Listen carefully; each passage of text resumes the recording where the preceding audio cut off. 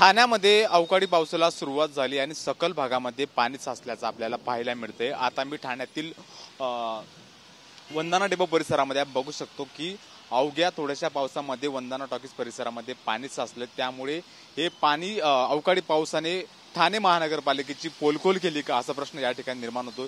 बघू शकतो की या वंदना टॉकीज परिसरामध्ये पाणी साचले आणि या पाण्यातून नागरिक हे वाट काढतात। अवघा थोडासा 5 ते 7 मिनिटाचा पाऊस पडला आणि त्या पावसामध्ये संपूर्ण परिसरामध्ये पाणीच पाणी झाले।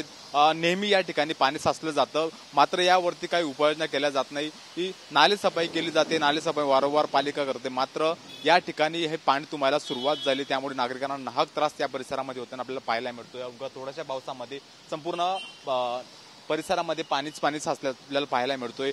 जर अवकाळी पावसामध्ये ही स्थिती असेल तर मान्सून जेव्हा येईल तेव्हा महापालिकेची अवस्था काय असेल आणि या परिसरामध्ये किती पाणी साचेल हा मोठा प्रश्न असणार आहे। त्यामुळे आता तरी ह्या अवकाळी पावसामुळे तरी ठाणे महानगरपालिकेचे डोळे उघडणार का हा मोठा प्रश्न आपल्या या ठिकाणी पाहायला मिळतो। संपूर्ण परिसरामध्ये दोन्ही बाजूनी या ठिकाणी बघायला गेलं तर पाणी साचलेलं आपल्याला पाहायला मिळतं। ह्या बाजूने सुद्धा पाणी आणि याच पावसातून पहिल्याच पावसातनं आणि अवकाळी पावसातनं नागरिक हे या ठिकाणी आपली वाट काढतानाच आपल्याला पाहायला मिळतं। त्यामुळे या ठिकाणी पहिल्याच पावसामध्ये हे नाले सफाई झाली नाही की काय आणि पालिकेची पोलखोल या ठिकाणी या पावसाने केल्याचे आपल्याला पाहायला मिळते।